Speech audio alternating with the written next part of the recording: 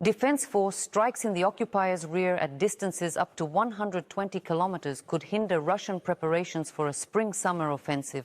That's according to analysts from the American Institute for the Study of War.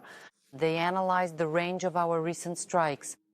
On March 14th alone, defense forces attacked a number of enemy military targets in Russia and the occupied territories. The distance to some targets reached 300 kilometers. Logistics facilities, military equipment, and enemy manpower were under fire. Analysts suggest such attacks could complicate Russia's preparations for an offensive.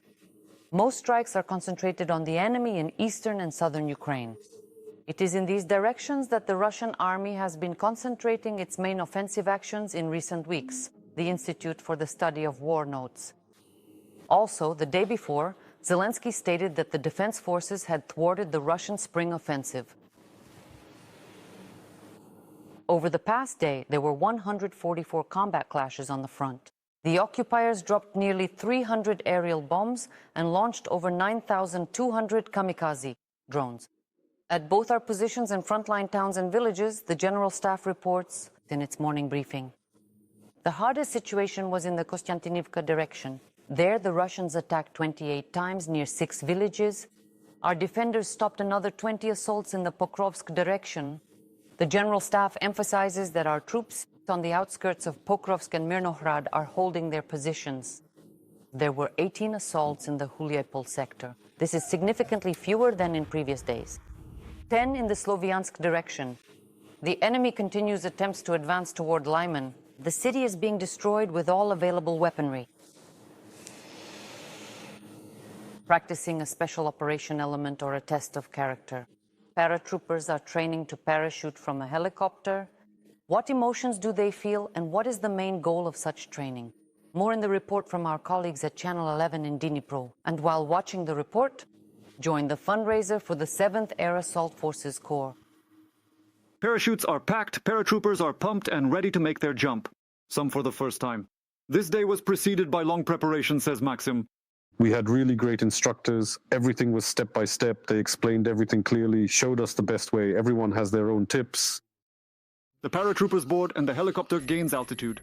And this, according to the newcomers, is a thrilling moment. As a fairly heavy guy, let's say 130 kilograms, I was standing first by the door, and I watched the whole way as we took off. I saw the ground, how it was leaving me, so to speak. Well, later, when we flew above the clouds, it wasn't so scary anymore, let's say.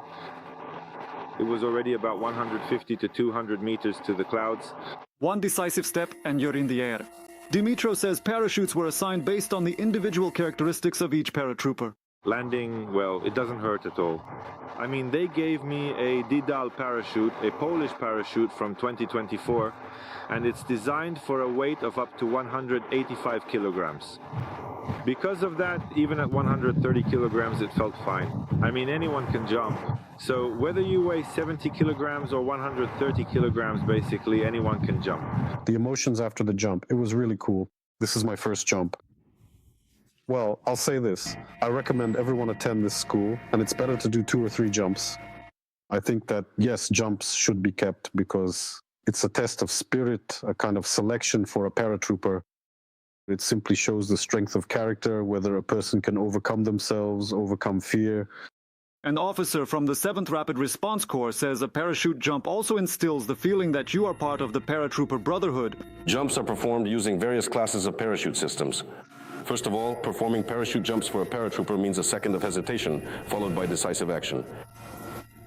They are carried out to build psychological resilience in service members, confidence in their own strength, as well as confidence in their comrades and the instructors who trained them.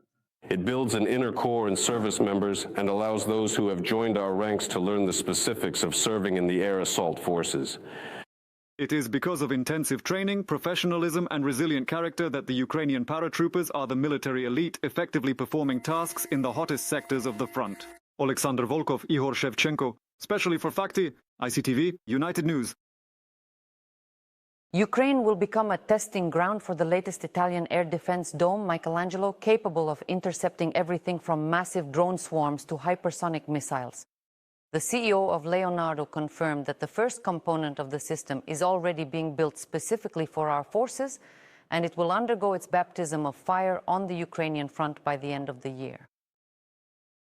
What exactly is this system? I will discuss it and other wartime developments with Serhiy Kuzan, head of the Ukrainian Center for Security and Cooperation. Mr. Serhiy, I welcome you to our broadcast. Greetings to you, Mr. Alexander. We also have a fundraiser. Here our viewers can also help our military. Please tell us a bit about this fundraiser, and then we'll talk about air defense systems. Yes, indeed. The 58th Brigade, specifically the Artillery Reconnaissance Unit of the 58th Brigade, needs to carry out repairs for their SUV after it was damaged by an FPV drone strike. And so, strictly speaking, it's necessary to get it repaired because quite a lot of things are damaged, but the vehicle is still running.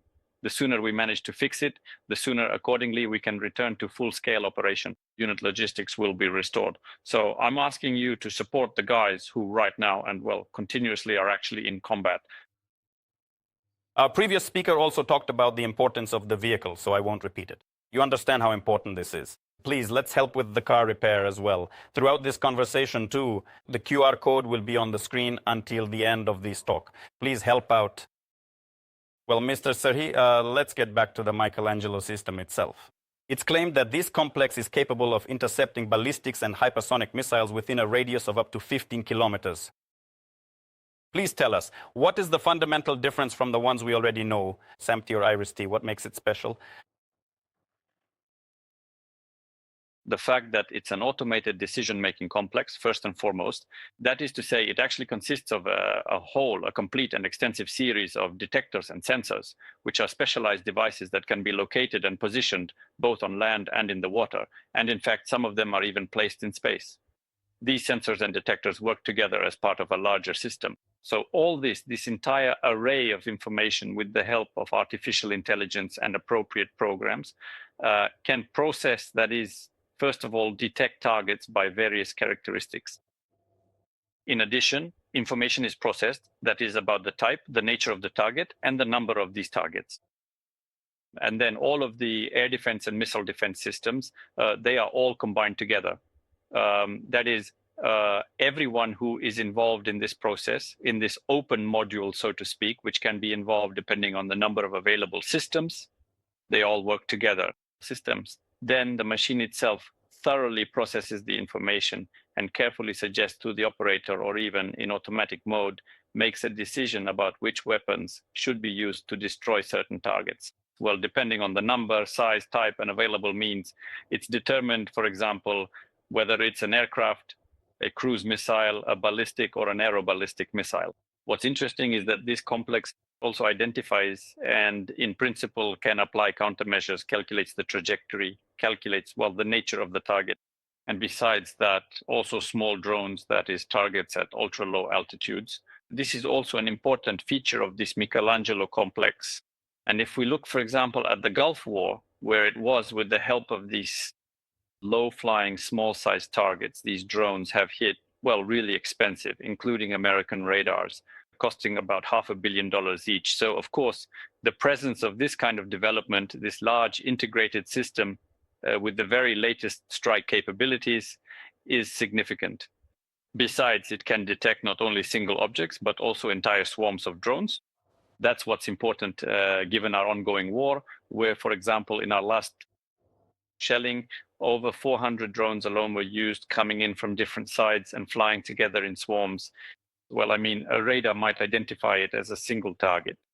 So having this, how should I say, better, more precise radar that can very specifically identify not one large target, but a large number of small targets, that, of course, is of great value.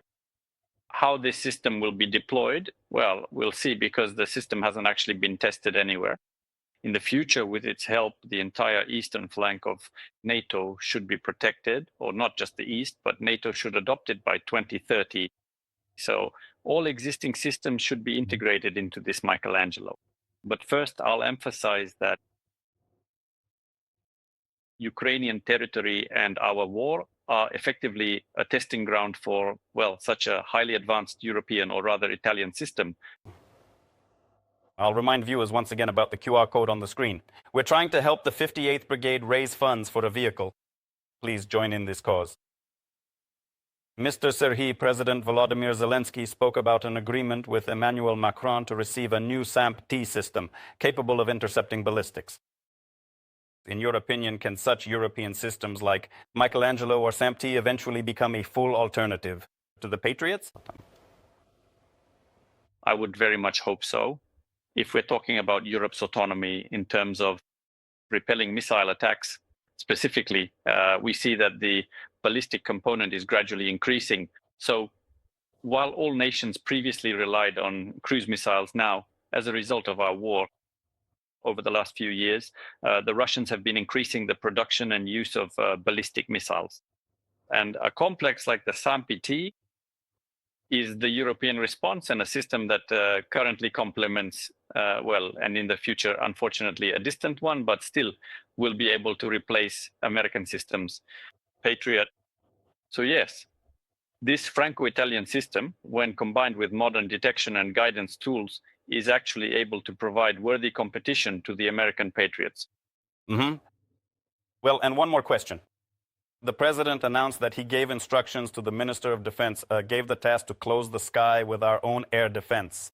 How long do you think it might take to complete such an ambitious task? The task is indeed ambitious. And here we must understand that, well, the enemy is also not standing still, and the enemy is looking for different ways. And I don't think that any country in the world can completely close its sky 100%. But the fact is that the level of use of our interceptor drones, the level of use of Ukrainian electronic detection, electronic warfare, it is increasing manifold.